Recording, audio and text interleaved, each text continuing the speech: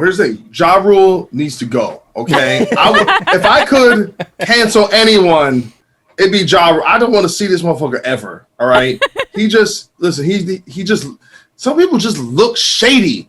I guess maybe people like shady looking people. You know what I'm saying? Got milk dud head. All right, and he's just a bullshit artist. Okay, I'm sick of this dude. Hello, welcome to another episode of 2020. My name's Cory Peza here, as always, with Siobhán Cronin and Benny Goodman.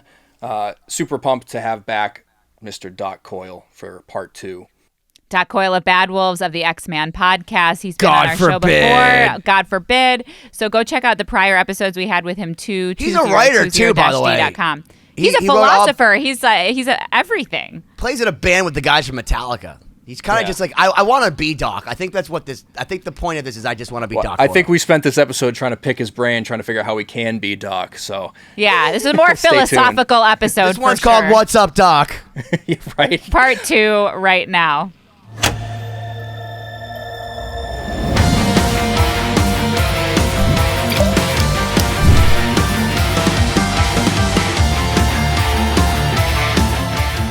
All right, ladies and gentlemen, welcome back to another episode of 2020. I'm Siobhán Cronin here, as always, with my cohorts, Benny Goodman and Cory Peza. How's it going, guys?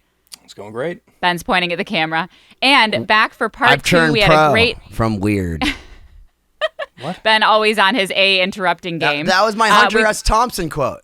Oh, well, there we go. When the going gets weird, the weird turns pro. There we go.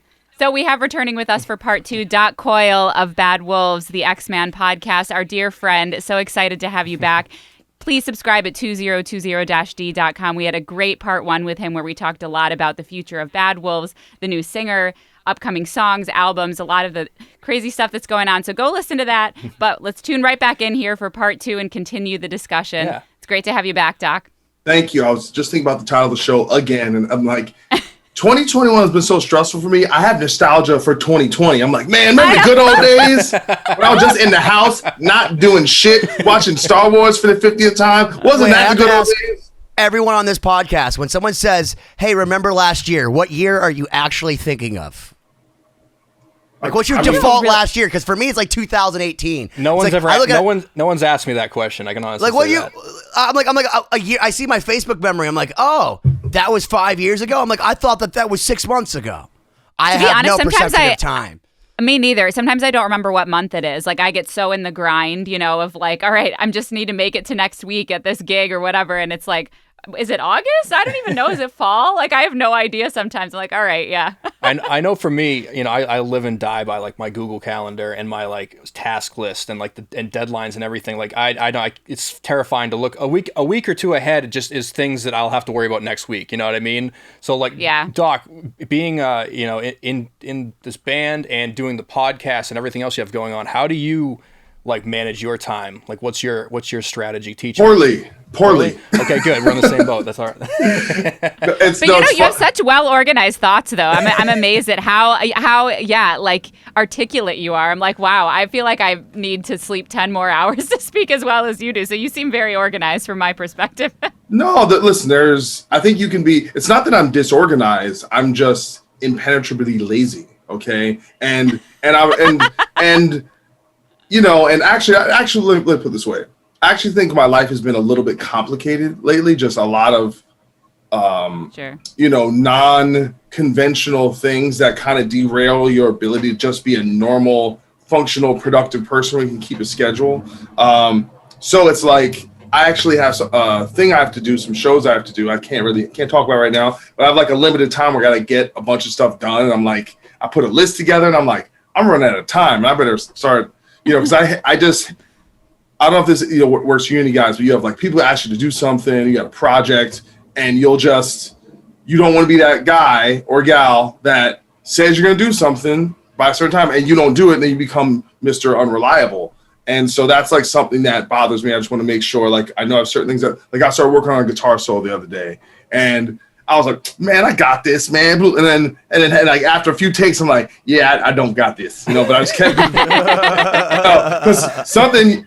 Especially with creative things, something you wish you can get it done in like a couple hours, but it might take a couple days, right, before you're happy with it. And so sometimes yeah, it's difficult to put certain things on a timeline like that. But yeah, I do have a checklist, and I don't know. It's the key is just, I guess, don't let things pile up too much, but I know this with myself. I'm not great at multitasking. If I have a big, like, let's say I have a big gig coming up, or the band's working on a record, I kind of only have the room for one big thing at a time. Yeah, I could fit doing my podcast, stuff like that in there. But in terms of stuff like that, it's tough for me to get a lot of stuff done when I have one major thing. Like, I get kind of tunnel vision. Yeah. Do you find that you resort to sort of standard routine with like certain types of tasks? Like, are you creative at a certain time in the morning? I know some people are very regimented with when their brain will do certain activities. No, I'm not regimented at all. It's embarrassing. It's like I wake up late. I know I do. There's certain things I do. Like, sometimes I'll take a cold shower, brush my teeth, do my thing, get the coffee. I have certain things with that, but lately it's just been very hectic. So I feel like I'm just trying to keep up with life lately. Yeah. Yeah, I feel that. Been there. Well, I gotta be real with you. Like, I gotta keep up for this interview because, like, there's so much mudslinging going back and forth, mostly from the other side. Because one thing you said that, and I encourage people to go back and listen to the last episode. You had been attacked by your singer, but it's not a fight unless you engage in the fight. It's just being attacked and assaulted. And I want to know what that feels like. I mean, as far as, have you decided at this point in your life that, like, you're just not going to engage with that toxicity anymore, no matter what it is, whether it's physical, emotional, or even musically? I've never really been in a real fight. I've been sucker punched a few times, but I'm just like I said, I don't believe really in violence because it generally exacerbates your problems, right? So if you hit me, I hit you, it creates a cycle that usually revolves around vengeance that never ends, right? And it only takes when some person goes, hey, let's stop this. So it's just 9 out of 10 times a really poor way to solve a problem, unless you're defending yourself, of course, right? So that's just a little bit part of my personal philosophy throughout the years. And there's always usually a better solution, right? A more discussion is but just discussion is the best way to resolve an issue. And the truth is, because especially in a civilized society, because if that were the case, the biggest, strongest person always wins, right? Or now everyone has a gun, right? So if I have a gun, I win, right? Once you get into talking about violence, so it doesn't work, right? And it's not accepted in almost any serious part of life. We don't accept it, right? You can't punch somebody in the boardroom, you never hear about, Mark Zuckerberg elbowing somebody, upside the head because, they voted wrong in something. It's just. What's that? You're saying control what you can control. Let me ask you this, which is a more powerful thing, taking away people's guns or taking away their Twitter handles? Because we were just talking to Satchel, and he was saying, how much does it take for the Taliban to still have a Twitter handle, and yet they take away Donald Trump's Twitter handle? But then he was saying that maybe he could actually have the Taliban tweet on behalf of Donald Trump. But I thought to myself, wow, it really did take Twitter shutting off that dude's fucking Twitter account for me to not have to hear about it anymore. So is that more important than taking away a gun? Well, one is realistic, one isn't. You're not taking away the guns. You know what the problem with taking away guns? They have guns. They have guns. Yeah, here, take my guns. I just got more back there. Take the bullets first. They literally got a gun in case someone tries to take their guns. You know what I'm saying? That's the point of the gun, is when they come for the gun, I'm gonna use the gun. So, at least, taking away someone's Twitter is an actionable thing that can be done. There's a terms of service, kind of, I say taking away the guns is like putting the toothpaste back in the tube. It's not really a work. It's it's just a scare tactic so people can sell more guns. Yeah. Well, let me ask you this. You're obviously a very level-headed person, and you have a lot of perspective, and you're good at kind of analyzing situations. How did you gain that perspective? How do you remain calm or know the best way to get through tough times in a non-confrontational way? That's a skill. Well, you know what it is? I was actually thinking about this today. I think what it is like I'm kind of addicted to being wrong, right? Like when you wrong, you learn something. And when you like, and I think when I was younger, it was like 24, 25, whatever, you have a very definitive view of the world. And then when you start to realize that you're wrong about things, you go, oh, okay, so I gotta there's so much inherent biases that we have. So if let's say I'm Mr. Left-wing person, right? There's certain information that's going to be appealing to me because it reinforms the way I see the world, reaffirms the way I see the world. And there's certain stuff that if I accept it to be true, it would dismantle my whole identity. So I can't let it, I have to ignore the stuff so when you start getting rid of that and you go, actually, what I want to do is hear information that's counter to what I believe, because it's going to make me either it's going to learn it to be true and I'll evolve and I'll expand my scope on something, or it'll kind of like make you realize, oh, I'm kind of on the right path and I have things figured out. So I just constantly just want to be like, yo, like, let me listen to people. I think one of the toughest things people do is kind of exist in bad faith, which is presuming that just because we disagree on a few topics, that you're a bad person, right? And so we've gotten extremely moralistic in the way, like dividing lines, like we're the good guys, they're the bad guys, and that's tribalism, right? And we've taken tribalism out of the tribe, and instead of put it on all these different other planes. That's just like current politics is identity, right? You know what I keep hearing?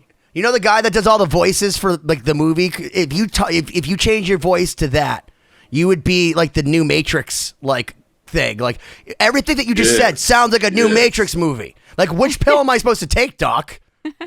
Well, but it's this weird thing where everyone's trying to outsmart, kind of being outsmarted, right? So like I say, look, we're at the time in history where people are the most distrustful of government, of institutions, of universities, schools, experts, scientists.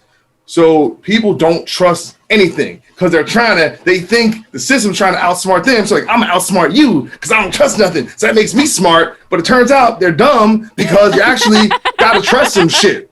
So, you gotta turn on the, you gotta turn on the faucet and go, there's not like, androids in my drinking water.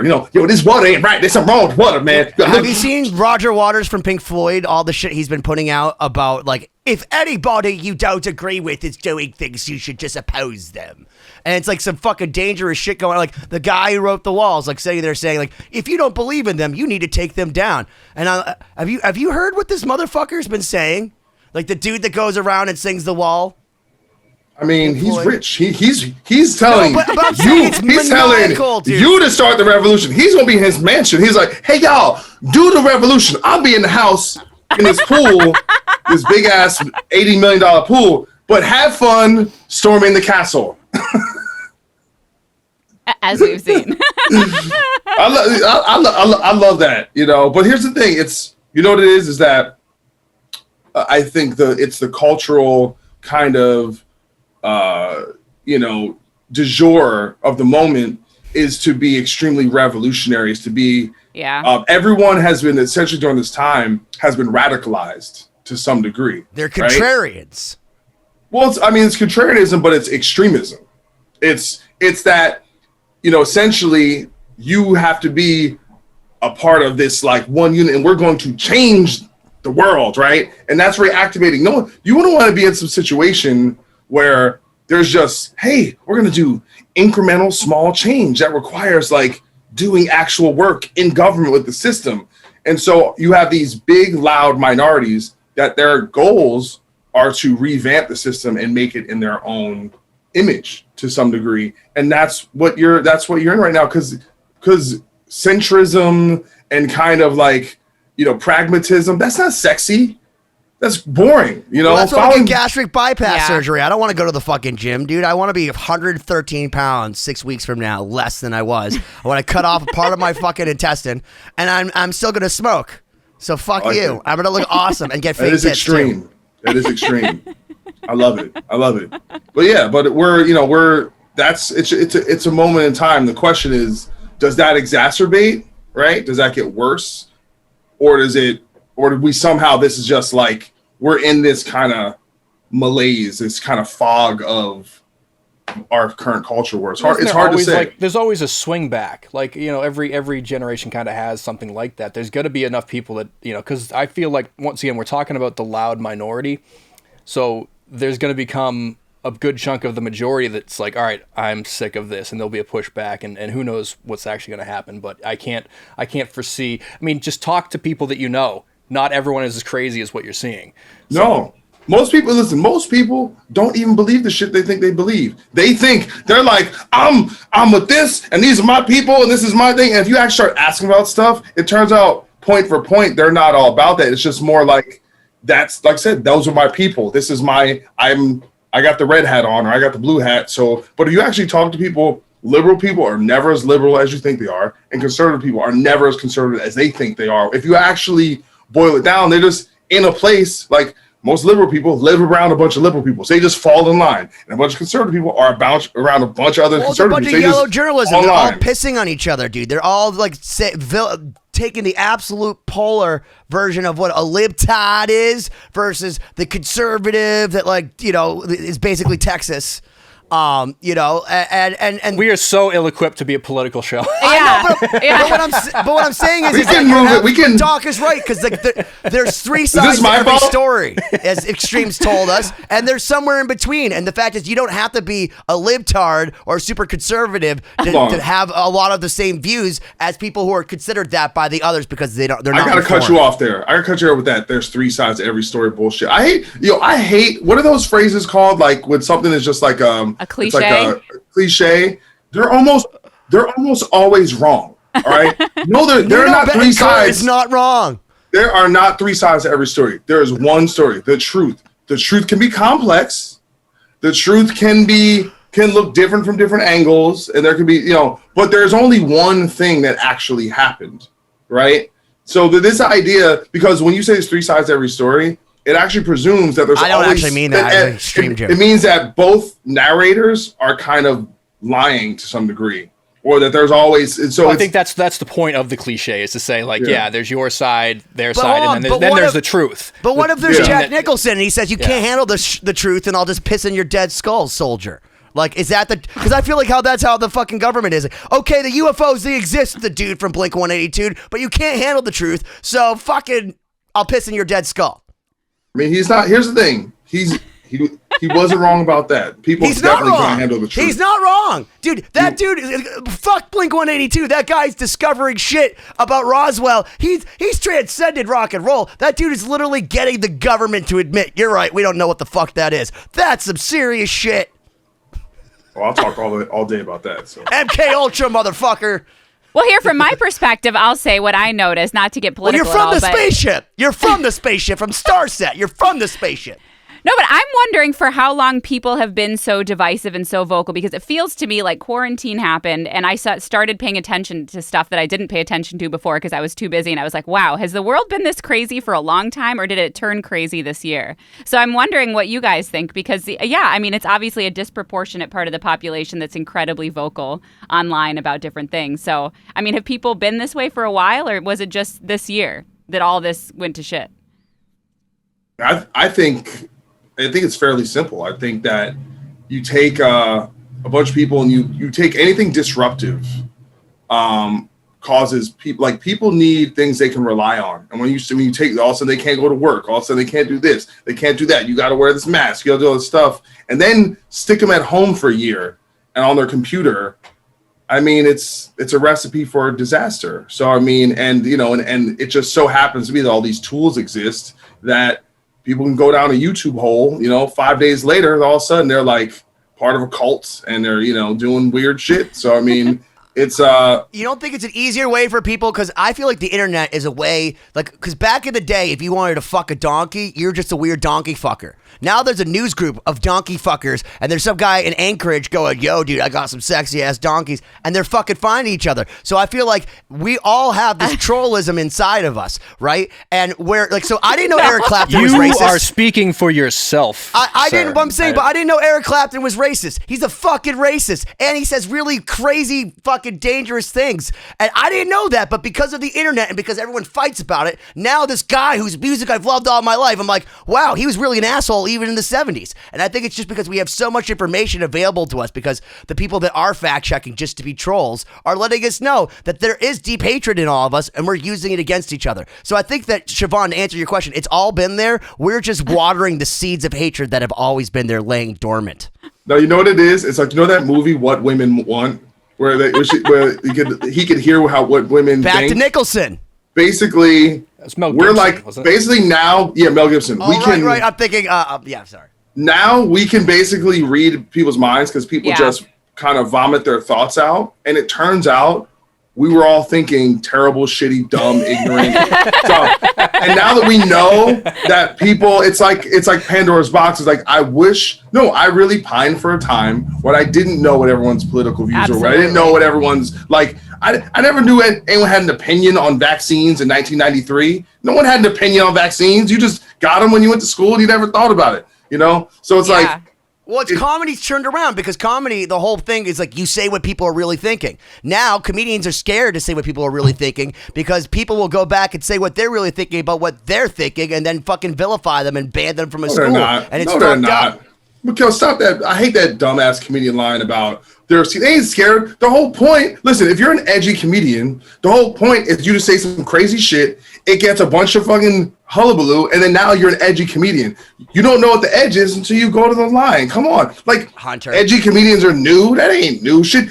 Andrew Dice Clay was literally canceled 25 years before the word canceled. His career was erased because he went on MTV and said some crazy ass shit. So let's like act like this shit is new. Fucking George Carlin went to jail for cursing in public. Okay?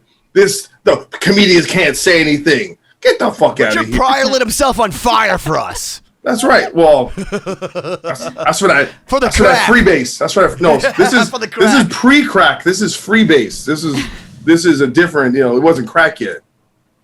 Well, speaking of having okay, go ahead, Ben. Go ahead. Well, I was going to say, Satchel, I want to ask this because Satchel said this on the last show. You know, remember Eddie Murphy? He said he wanted Steel Panther to be the Eddie Murphy of rock and roll, with that, which I think is fucking hysterical. But Eddie Murphy has this whole thing about Mr. T being gay.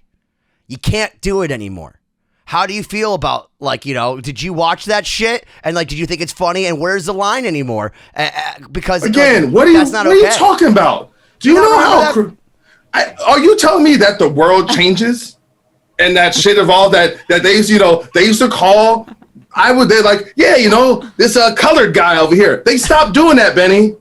Shit they used to do, they don't do anymore. You could have sold me 200 years ago. Can't do that anymore. It's a line of progress that all of a sudden we respect gay people, and so you just have to be. You don't think people go to comedy clubs and do gay jokes anymore? Do you think that went away? No, they just don't call them slurs. And they're trying, and it's just saying, hey, I actually have to treat people like human beings. And I get it. Like, I love mean comedy. I like one of my favorite shows. It's Always Sunny in Philadelphia, and that whole show is punching down on everyone. I love it. All right, I hate that you got to punch up. No, fuck all that. But this line that they're stopping us. I'm like, no, motherfuckers always say what the fuck they want. I'm still waiting for the people that really got canceled. Like, you can say, oh, Kevin Hart. He wasn't able to do the Oscars because of this or that. But every movie, he's in a movie every 5 minutes that makes $100 million. He's doing just fine. So I don't know, I don't think this is complete. Dave Chappelle went out there and did about 25 minutes on trans people. And it was the biggest stand-up special in the world. He literally made a special to prove that he could say the whole special is him just taking fucking grassy knoll shots at every fucking and just going for it. And it's like he proves like, yo, you can't cancel him, you can't control him. He's doing that to show that you can make fun of anything. Anthony Jeselnik, this dude does dead baby he's my jokes. favorite. He's so wrong. Yeah, he does dead baby jokes and rape jokes and everything. So what? I don't know what these bitching ass comedians. I can't say shit. Yes, you can. Stop.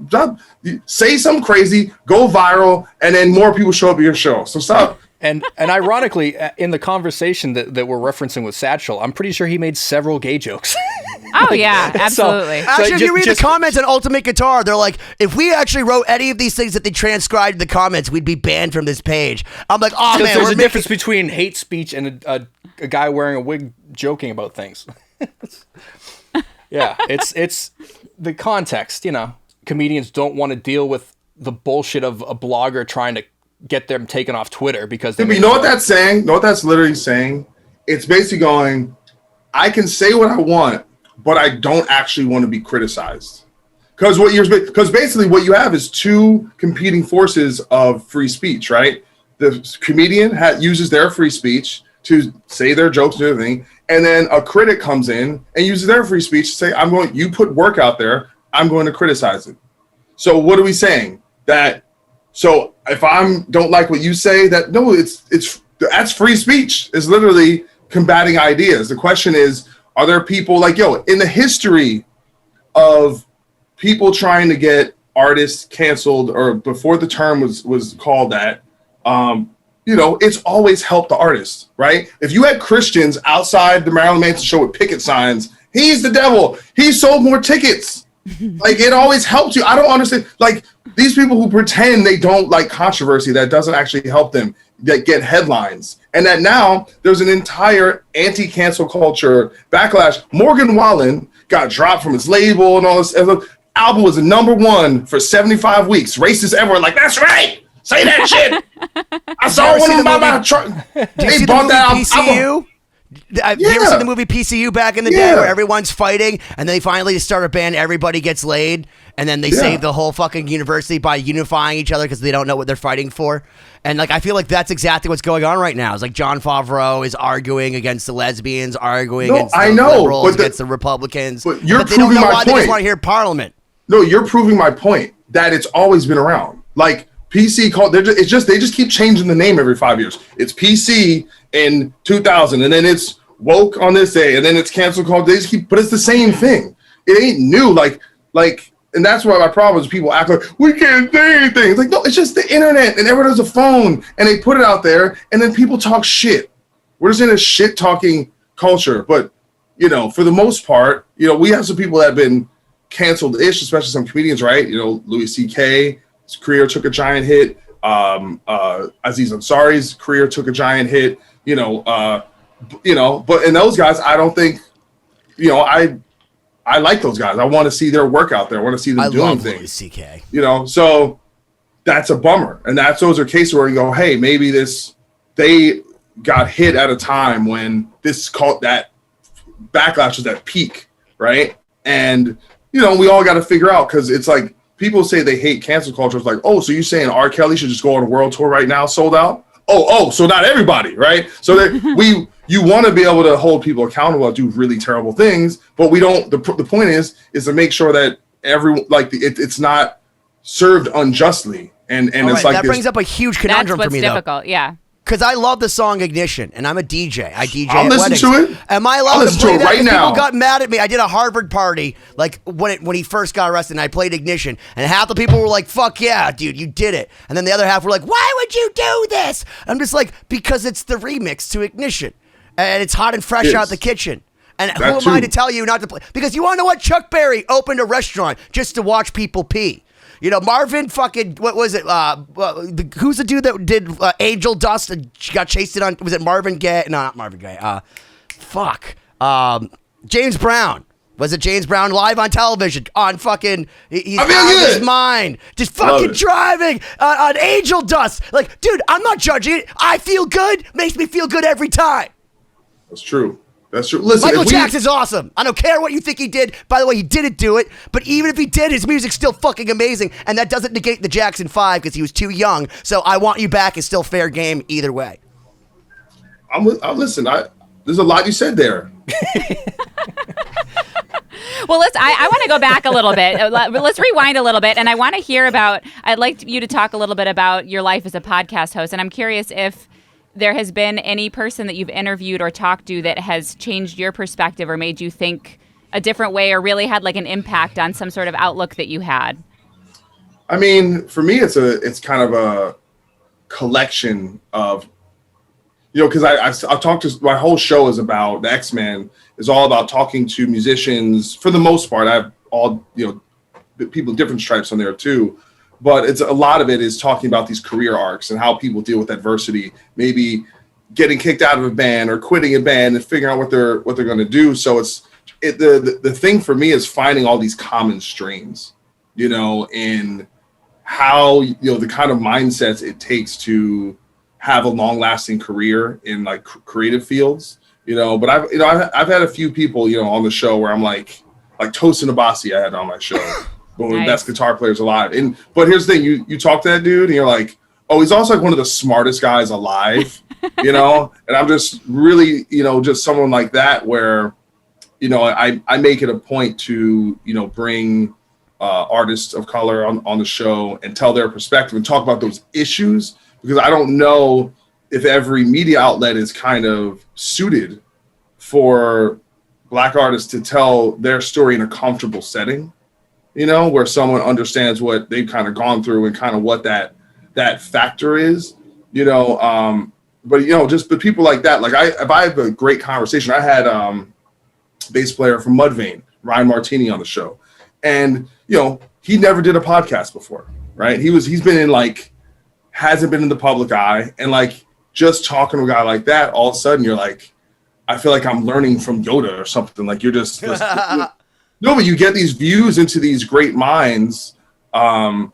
you get to really kind of know people, and it's such an intimate medium, and especially for men who maybe are not always vulnerable, right, about their things that they don't want to talk about, or things that it's I love having that space where people can kind of just share what their life has been and what their struggles have been. I mean, that's always the interesting thing, right, is like the vulnerabilities and the intimate stuff, and just I don't know, I just feel blessed that people feel enough trust to kind of go there with me in these places and just try and learn that humanity element. And there's so many beautiful human beings, in this scene and stuff. And for me to even have any relationship with them at all and then do that, it's just a blessing. So that, I feel like it might have been a kind of foggy answer. That's great. I mean, I'll say that from my perspective, I feel very grateful to have had this year to talk on our podcast to a lot of people. And I hear tidbits in my mind every day of things that people have said and how it's changed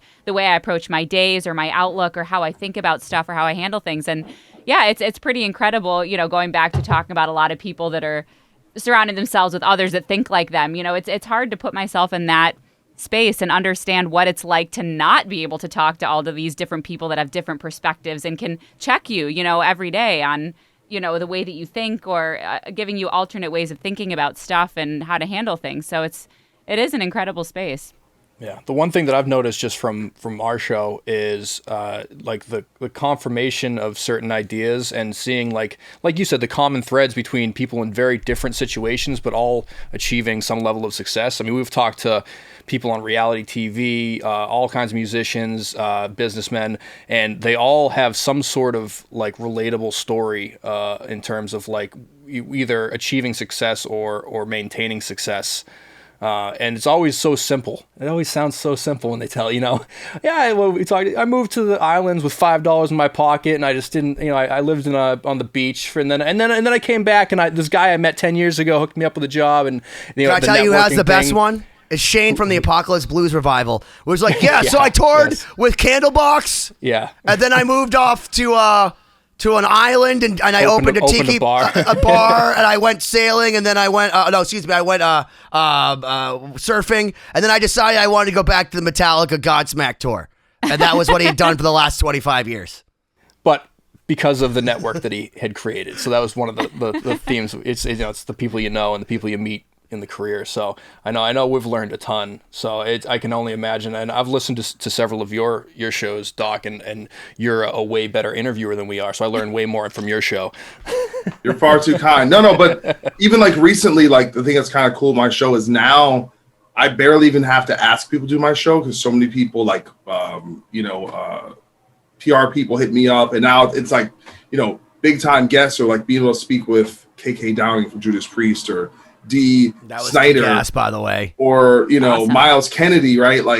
for me, I'm not just on there to have an interview. I'm there to like mine the kind of genius and wisdom of people that have been at the top of this industry for 40, 50 years and go, I'm there to like, just, you know, like kind of put a brain sucker on there and just suck out because that's a blessing. I mean, who has the opportunity to have like almost a mentorship session with someone that you idolize? You know, that is such a blessing. So that's something I try and really. Dude, listen, we were sitting here earlier this year with Mark Tremonti. You said Miles Kennedy, who's I believe it might be coming on to our show, but we're talking to Mark Tremonti, and he's like literally telling us ways to organize your thoughts and like riffs and stuff. And Cory and I are like, That's a really good idea. Wait, okay, so that's how you do that? And like, meanwhile, like, he's so gracious. He's like, oh, wait, if you did that, and you're just like, this is why this guy sold a gajillion records. And he's like the nicest dude. He's like, oh, it's over? And like, we only talked for like 6 hours. It's over? You don't want to learn more stuff about my awesome life and like why I'm awesome?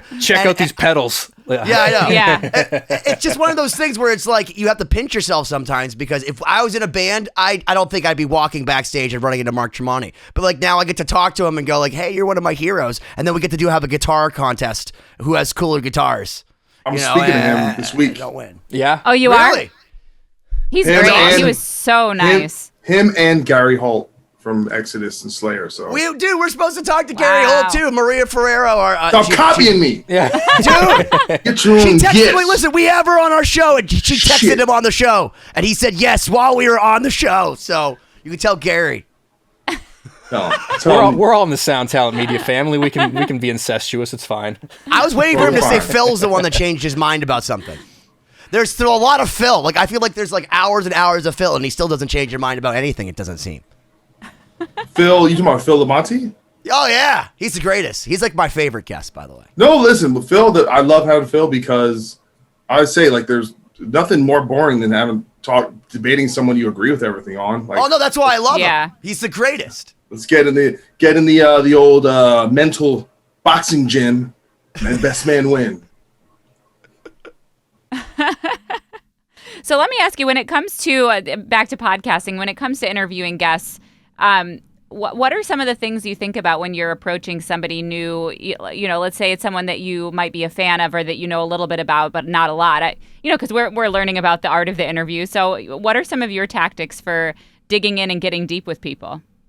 Well, I mean, I try and if it's a musical artist, I'll try and like listen to their catalog beforehand, and not even just to, it's not like I'm cramming for a test or anything. It's just almost to see how, especially someone I've been a fan of, see how the music makes me feel, and I can kind of go back and then put myself in the mindset of like, what would I want to know, and then kind of craft some sort of. And I used to do questions, and now it's just bullet points. And some people, it's like I can just do a quick mental checklist, but I always feel like the main thing is to let the conversation. You just want it to flow. You just want it to flow. And so it's something that I feel like I'm still working on and improving, learning, just having smooth transitions and smooth questions and make it feel, you want it to feel seamless, and so that's something that where you have a structure, kind of what you want to talk about, but also just be reactive so you're listening. So when they say something that's not in your notes, something you thought about, you can just have that conversation in the moment, because you're always going to find stuff that you never anticipated. I have a very important question. So let's say somebody's going on for a really long period of time and you don't know what the fuck they're saying. What are the certain like responses you could say that sound introspective or intelligent that really you don't have to know what the fuck they're talking about? When you say you don't know what they're talking about, you mean they're not just making sense? I'm saying that like you're not listening and you've forgotten what they're saying and you're just like, oh, that's fascinating. I can't believe that would happen. It really moves me to the core. Like, are there certain like tricks you can pull out? Here's what I do. I just go, right on. I noticed you said that several times today to us. Word, man. Yo, hold on. No, I was like, I feel that. Yeah, that's what's up. That's what's up, man. I'm going to make a soundboard with these sound bites that you're giving us right now. I can't wait to interview Miles Kennedy and be like, that's what's up. What's up? Yo, Miles. He's like, wow, you remind me of Doc. Miles, that's some real shit. It's so different coming from you, man. Yeah, I know. I just feel like your white dad telling your drummer that he's white. But Ben, you do that already. You just go on a completely unrelated side rant where everybody else is like, what were we talking about before? Well, he's saying that like sometimes you have to like, only make it cohesive with the voices. How do I get these voices to stop so I can hear those voices to make them cohesive? I ain't your doctor. Sure. That's above my pay grade. Oh man, I love it. That's a shame. As we drive another conversation, we just drive another conversation into a wall. So you should make a whole thing of me driving conversations into the wall. You can make a fantastic 35-minute montage. It's called 2020.com. It's how we. It's called Cory editing. 2020-d.com. God damn it! It's not 2020.com. Okay, so let's go back to music and Bad Wolves. And you were talking about how 2021, for the most part, you're not going to do a lot of performing. But can you talk about some of the things that you personally are doing, maybe musically or otherwise, throughout the rest of the year? And so I have things I'm doing, but I can't talk. You can't talk about them. Okay, fair enough. Fair enough. He's in Fight Club. Come on. Just because I'm big don't mean I can fight. All right. No, it's definitely not Fight Club. No, I'm going to be performing with some pretty big bands, but it's not. I'm not at liberty to discuss it, but it'll be known fairly soon. And I always stay pretty busy. I was supposed to start doing Twitch streaming on there, but that got delayed. So hopefully, I'm going to get back trying to do that maybe in October. So, stuff like that where I can kind of. It's not touring and it's not, necessarily performing in the traditional sense, but I think anything that you can kind of connect with fans, connect with people who kind of care about what you're doing. So that's something. What would you be doing on the Twitch as these people seem to be using? So I think I'm a person who gets bored if I just do one thing all the time. So I think it's going to be a combination of, using it as a tool to like almost just practice and play along to stuff, whether that's playing a God Forbid album in full or playing a Bad Wolves album or, different bands that I've played with, Darkest Hour, cover bands I've done. And, basically use as a way to, hey guys, here's my process. Here's how I run through songs. But also would like to do stuff where I'm kind of doing like reactions to other bands' music, doing, all right, here's the, 10 coolest songs came out last week, or let's listen to these together and I'll talk about them. Even maybe listening to fans listening to their bands and giving my feedback on that. I definitely want to do podcast stuff and do interviews there so people can actually listen to the interviews live and things like that. Q&A stuff. I don't know. It seems like the environment, you can kind of do whatever you want. I mean, they a lot of stuff. When I was talking to the guy at Twitch, he was saying, people like from Linkin Park, Mike Shinoda, he writes on there, so he'll literally do his whole production thing. That's what he does, and they brought up stuff like that. That's a little weird for me because it's such a, like I'm not a dude who's like when I'm writing feels like confident at all. I feel like everything's a piece of shit until it's not. I'm the same.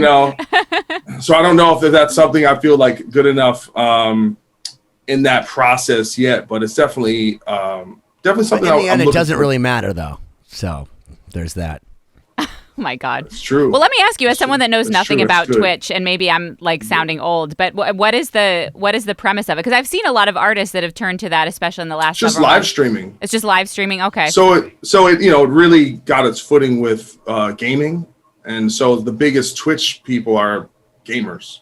Who started, even like guys like PewDiePie and stuff like that started out as just gamers, and people would watch them, and it's its own. Listen. Trust me, it was weird for me when I first found out about it. I'm like, so people watch other people play video games. Like, yup. I'm like, are these guys like really good at video games? Like, nope. You want to know one of the saddest things about Lost Symphony is that my twin brother, who co-writes all this music, he watches like 14-year-olds playing video games, and like if he went to a PAX convention and he gets more excited about like meeting people that were in video games, and I'd be like, dude, Jeff Loomis is gonna lay down a solo on this song, and he'll be like, who? Jeff Loomis, the guy that plays on all these songs. He's like one of the greatest guitarists ever. Yeah, but like I have to play video games. And like, it's amazing to me that we have all these amazing artists, and yet people could still go and say, "I'd rather watch a 14-year-old play like Call of Duty." Well, but actually, what I learned, what I figured out, I ended up going to a live event, these Let's Play events, with a buddy of mine, and I was like, and the kids were just flipping out about all these streamers, and here's what it really is. In some ways, it's not too different from a podcast listener. It's basically like a virtual friend, like it's like they're hanging out with that person, and so they start to like their person. So it's really about the charisma and kind of likability of the individual who's playing. It has nothing to do with the video games. It's just, honestly, a lot of it has to do with the fact that this younger generation is growing up in a time period where there's less physical interface. And so I think young kids feel a lot more isolated, and this is like their almost way to feel close to people without having as much old school, like, face-to-face friend skills. Do you think that's going to be scary, that like if one day your internet goes out and you realize that all your friends are virtual? I mean, what do you mean, forever? We got bigger problems if the internet goes out. The internet goes out forever? I mean, that would be... I don't know. Elon Musk could do it. He sounds like he's like an overlord that's capable. Did you guys see the thing with the Steve from Blue's Clues? That he just did a you guys know Blue's Clues, right? Yeah, of course. Yeah. Okay. I don't. Well, it was it was a cartoon growing up, of a little blue dog. But what reminded me is it was basically the guy talked to the screen, to you through the screen, and I was like, help me search for clues, and it kind of now makes a lot of sense why kids growing up in that generation would then want that virtual friend kind of thing, because that was almost the babysitter for a lot of kids growing up. But even vloggers, like, that's why like vloggers are really big with young kids, because it's that I'm talking to you, Dude, I had choose your own adventures. I could choose if I wanted to go to page 23 or 29 and if I died or not. I had that shit. It was great. Great. Remember that game Dragon Slayer?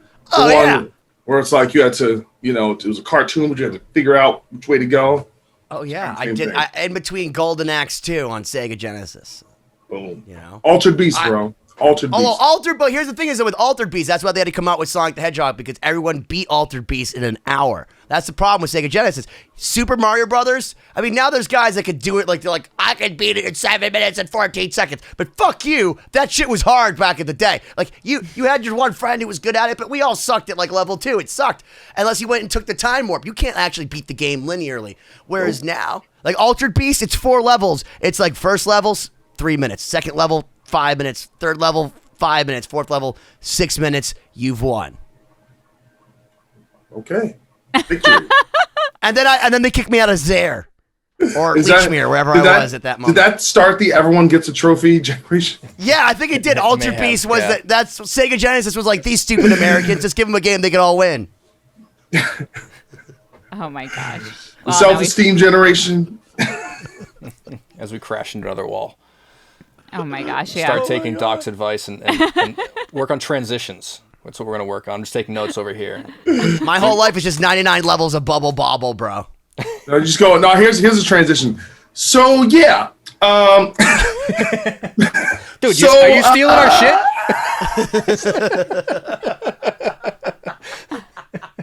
I'm going to pull this out of the ditch right now. I'm going to climb out. I just do up, down, left, right, A, B, select, start, and I have 40 more lives. I can talk for a lot longer. B-A.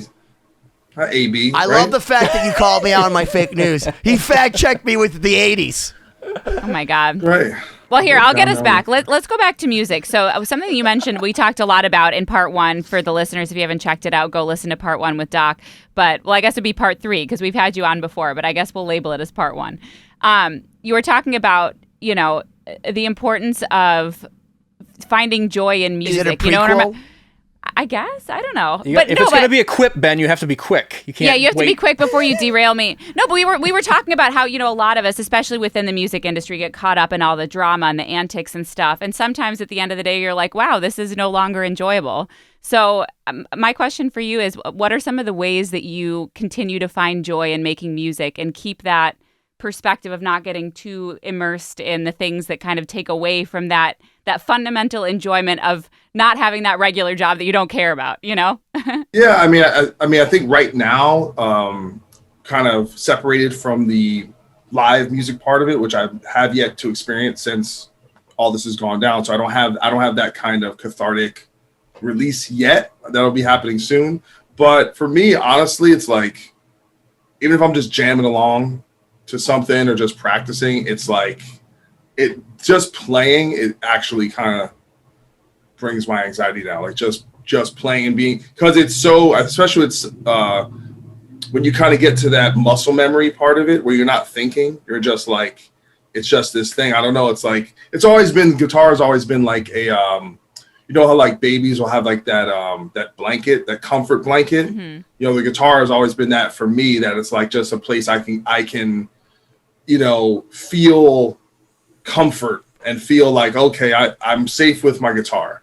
You know, and then at least with any creative work, you know, I just think there's always that satisfaction of taking nothingness and transforming it to somethingness, you know, and just building, and whether it's recording a guitar solo or whether the band's working on a song, that process of, you know, that's a very satisfying feeling, you know, and that's something that you can go, okay, we did a thing, or I made a thing like that. If it works, you know, that's something. And I think devoid of the live music, which has been a part of my life for ever since I can remember, that's going to have to do for now, you know. But I think, you know, I definitely miss just being in a room with people and making noise and rocking. You know, that's something, you know, with the guys in Bad Wolves, we haven't played really. Damn, we haven't really played in a room since we were doing our auditions. So because we literally went from getting the singer to being in the studio, and we were doing, you know, we do everything on a, you know, in Logic and whatever, doing that kind of type of thing. So I just kind of almost need that for like myself, you know. Just I don't even care what it is. I need to be in a room playing with other human beings and have it be loud. You know, like even more so than playing in front of a crowd. Like just, you know, just that connected, because you're just in there. You want me to send you a DI track you can just feed out through your amps, and then you can just play me whenever you want? Because I feel like that's what I do sometimes. Kelly from our band, he sent me all of his DI tracks from Canada. And when I get lonely, I'm just like, tonight, Kelly plays through my Splon. See, I'm not that, you know, technically gifted to know what to do with the DIs, except maybe put a plug-in on them. So, and I don't have a Splon. I'm jealous. By the way, why you have so many keyboards, man? What's this, man? You in fucking Yes or something? So, first off, you're not the first person to ask me this. So, if I was ever, I've been practicing to play live all of my life, and what I want to do is surround myself with keyboards, and really what there is, right, what you don't see here, not pictured, is my 2-channel mixer plugged into my iPod, and it's hooked into a DMX 512 protocol chain. And what I do is I pretend, correct. I Ja Rule over that all day. Y'all gonna get it. But I hide behind this, and it looks like I'm playing because there's so many keyboards and there's so many tiers that all you can actually see is pretty much my star set haircut above. So if you have this many keyboards, it takes away from the fact that I'm not actually playing. Okay, can I say something? You mentioned Ja Rule. I somehow ended up watching the MTV Video Awards, like I said, for a little bit last night. I'm sorry. And somehow Ja Rule is still apparently acceptable enough to be at the MTV Awards. Like, can we cancel him? Like, he didn't get canceled for Fyre Fest. We should have been, but he should have been canceled 20 years ago for sucking, right? And he's such like I don't hold on. But I saw Ja Rule live, and I gotta give him credit. I did not remember how many songs he sucked on. Yeah, but I remembered all of the songs he sucked on. Do my baby. He could go for a 60-minute set and play like 34 songs, and you know every one of them. So you know what? If sucking's a thing, his brand is fantastic and it's strong. But is it that there's just a lot of, like, there's so many people with shitty taste that it allows him to have a career? Just like, because I've never met one person. We are not the arbiters of taste. I believe was a term that you threw out. It's a subjective thing. Who am I to judge anybody? Not with Ja Rule. Not with Ja Rule, baby. Americanism. My hypocrisy. Wait, hold on. If you had to say, Use my own word. Ja Rule was like the guy that you threw on the track, like Cardi B now. Like, you know, like they're like Maroon 5. This girl Cardi B, she like used to steal your money like when she was a hooker, and now she's gonna be on your song and make it a #1 again. Like, I felt like that was Ja Rule back in the day. Like the gender roles have changed. That Ja Rule has just become Cardi B. Because that's really what they do. Is it? I need a remix for this Jennifer Lopez song. Call in Ja Rule. It's the summer jam. Oh, Ja Rule is shot. All right, and I'm like, how did he get? Who still had his email at MTV? It was like, yo, we need to get. I'm like, this is just. Mike Tyson sent him a passenger pigeon. Actually. Yeah, it's like I say about that. Funny. That's funny. In my own mind, that was a funny one. Come on, Mike Tyson fucking has pigeons, and he actually does have pigeons, and he's taught them to fly and deliver messages. That's fascinating. Hey Benny, have you ever done stand up? No. But if you do stand up, and if you do the joke and they don't laugh, afterward you got to go, hey, that's funny. No, come on, come on, man. No, you gotta do but just be like Norm Macdonald. Racism. Racism. Racism. Norm Macdonald? Norm Macdonald, remember he used to do Weekend. He used to say the meanest shit to people, and he just repeated. He'd be like, "Rape." It was a rape joke. Rape joke. No, but you got to do his voice. You know? And then he got fired. Yeah, he got fired from. Oh, no. That was fucking stupid. I'm gonna get fucking fired now. Listen, he's a funny dude, so you know. Hilarious, dude. Hilarious. He's got balls. There's some people like Stephen Colbert that have balls. Norm Macdonald, if you go and watch like his career of like spoofing people spliced together, because that's not what they do. If there's anything YouTube is good for, some asshole with iMovie can edit together all of the uncomfortable moments of Norm Macdonald, which I actually did watch last night with Paul Renzo, our drummer, and they're fantastic. I had no idea how much respect I have for Norm Macdonald and his asshole. It's never clenched. Right on. Oh, yeah, what I meant to say. Well, thank God we are coming to the end of our session. For Doc's sake, we're having a good time. Anyways, thank you, Doc, for lending us your time and wisdom, even if your ear. Even if you perfectly gave me the callback of hypocrisy there. I deserve it. You got me going. I just thought everyone was so united in Ja Rule hate that no one would call me out. The thing is, though, do you think millennials have canceled Fyre Fest being canceled in their mind? Because I bet you there's a bunch of people, if you walk down the street, that probably bought tickets to it that don't even know what it is anymore. Do you know what it is, the Fyre Festival? Me? Cory? Yeah, I know. Yes. Siobhán? Yes. Are you trying to find another wall to drive us into right now? No, I'm just curious. I'm just curious because like that for people that don't know, they like had people buy $100,000 villas to see all these crazy bands on like Pablo Escobar's island, and then it never happened. So yeah, he stole a bunch of money, and then he still does that stupid song and sells out clubs. Oh, here's the thing. Ja Rule needs to go. Okay, if I could cancel anyone, it'd be Ja Rule. I don't want to see this motherfucker ever. All right. He just some people just look shady. I guess maybe people like shady looking people. You know what I'm saying? Got milk dud head. All right. And he's just a bullshit artist. Okay. I'm sick of this dude. What do you think if Exhibit pimped his ride? I don't care. Bring Exhibit back. I love Exhibit, dude. Exhibit was amazing. And he's a nice guy. Do you notice how he always did like great things for people? It's like I want to hate on Pitbull, but it's like he's like raising money for like children and women. Pitbull seems really nice. Mr. 305 is actually a very upstanding individual, and I have nothing bad to say about him. And his fucking songs are dance floor gold. So Pitbull. Why wouldn't he be? The dude just wants to party.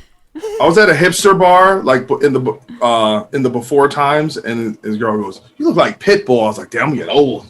Either I don't know, they're real young. I'm like, damn, don't look like Pitbull. Yes. Well, that means she's the right age for you, though. It's fine.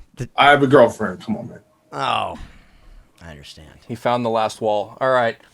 All right. Check out 2020. Is that when you're running for so long that you just hit the wall? Like, are all the people that are listening to us at like 6 o'clock in the morning that are waking just up? Stop. They're hitting the wall?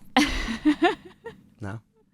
Doc, thank you for joining us. 2020-d.com. Yes. Check out. Can you give us the Bad Wolves website again? Because it was really weird. It was. Yeah, pre-ordering. Yeah, I'm pretty sure if you just look up Bad Wolves Dear Monsters on Google, this will come up. But the actual website is badwolves.ffm.to/Dear Monsters. There you go. And also podcast the X-Men, which you have so many amazing guests and that we've totally apparently are stealing from, which is fine because don't you know that the copying you is the best form of, compliments? Flattery, yeah. And we learned a lot from Tremonti in advance, yeah. Yeah. Good on you. That's how good we are. But Doc, thank you so much. This was Yeah. an awesome conversation. Everyone go listen to the previous parts we had with Doc, part 1. And And then, of course, Lifeline, the earlier on. fucking badass new song, Yeah. dude, from Bad Wolves with DL from the Acacia Strain, putting down the guitar for a awesome. moment to fucking blast us with some crazy vocals. Holy fuck. Yes, and the album comes out October 29th. Awesome. So October go order the 29th. album.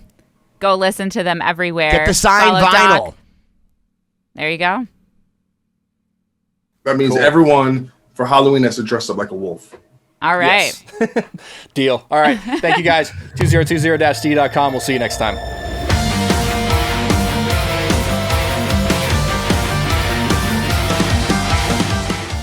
It's just better not to try to be an imitator. I take what I can from different players. Eddie was certainly a big influence, but I try not to make it too obvious, and I try to base it on what I like. And there's a lot of music I like that isn't, as I said this earlier, it's not technical at all, but that might come out while I'm playing technical music because I want a melody that's memorable, something that fits the song. That's another thing that was so great about Eddie and the early technical players is that no matter what, it fit the song, and some players seem to forget about that.